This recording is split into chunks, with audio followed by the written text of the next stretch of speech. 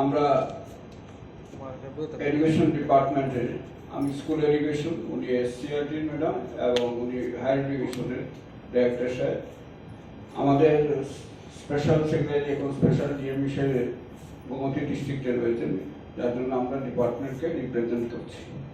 আপনারা জানেন আমাদের রাজ্যের সবচেয়ে ভয়াবহ যে ফ্লাডের মধ্যে একটি যে ফ্লাড হয়েছে, সেই ফ্লাডে প্রত্যেকটা ডিপার্টমেন্ট বিভিন্ন যারা ফিল্ড লেভেলে কাজ করছেন তারা এবং যে ইনফ্রাস্ট্রাকচার রয়েছে তাদের ক্ষতি হয়েছে। বিশেষ করে যে ফ্যামিলিগুলি ক্ষতি হয়েছে সেই ফ্যামিলিগুলিতে যে বাচ্চাগুলি রয়েছে, ছাত্রছাত্রীরা রয়েছে, তাদের অনেক ক্ষতি হয়েছে। এখনো অনেক অংশের স্কুলের এবং কলেজের ছেলেমেয়েরা বিভিন্ন রিলিফ ক্যাম্পে রয়েছে। তো এখন পর্যন্ত আমরা যে রিপোর্ট আপনাদের কাছে তুলে ধরছি সেটা খুব প্রিলিমিনারি রিপোর্ট, কারণ সব রিপোর্ট আমরা এখনো কালেকশন করা সম্পূর্ণ করতে পারিনি। এখন পর্যন্ত আমরা অমনপুরের বিস্তীর্ণ অঞ্চলে এবং উদয়পুরের বিস্তীর্ণ অঞ্চলে এখন পর্যন্ত ফ্লাড এফেক্টেড পুরোপুরি হওয়াতে সেখানকার খবরটা আমরা সঠিক মতো আনতে পারিনি। তো আমাদের প্রিলিমিনারি রিপোর্ট অনুযায়ী এখন পর্যন্ত আমাদের ইনফ্রাস্ট্রাকচার যেটা নষ্ট হয়েছে সেটা প্রায় এখন পর্যন্ত প্রায় 11 কোটি টাকার মতো আমরা এনেছি। তাও অমরপুর এবং উদয়পুরের বিস্তীর্ণ অঞ্চল আমরা এখনো আনতে পারিনি।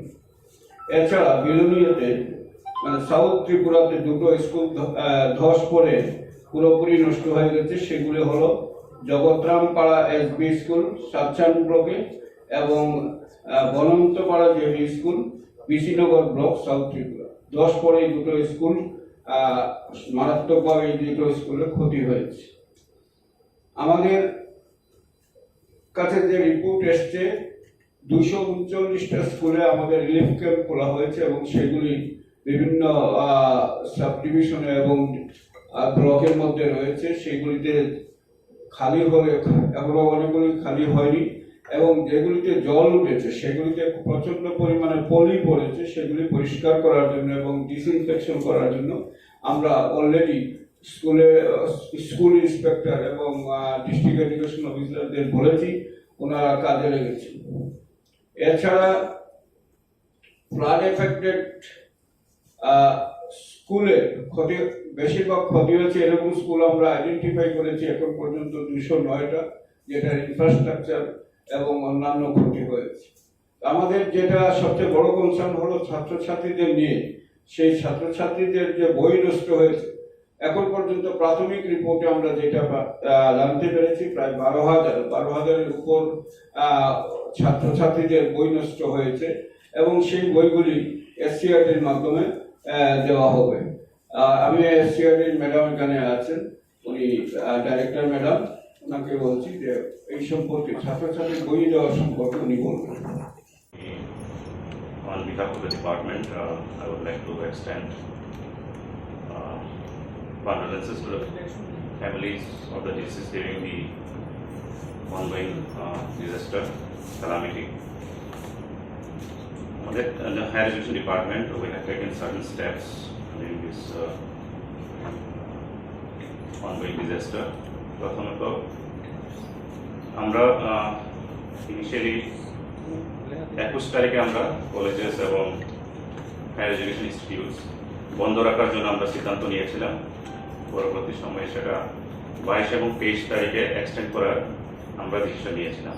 তারপরে as per decision of the government আমরা until it is decided all the institutions will remain closed.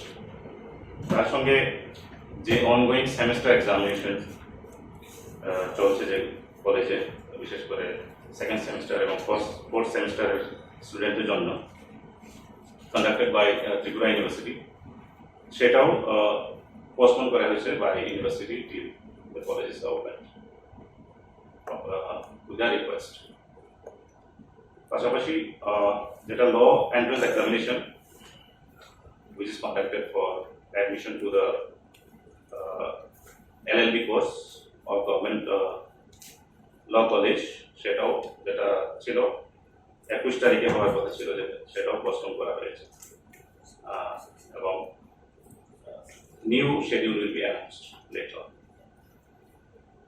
As far as the damage to the assets of the institutions are concerned, আমাদের ইনিশিয়াল রিপোর্ট অনুসারে বিলোনিয়াতে Ishwarchandra Vidyasagar college, সেখানে around 100 metres boundary wall damage হয়েছে। Swami Vivekananda college Mohanpur, এই কলেজের internal যেগুলো road রয়েছে partially damage হয়েছে। তারপরে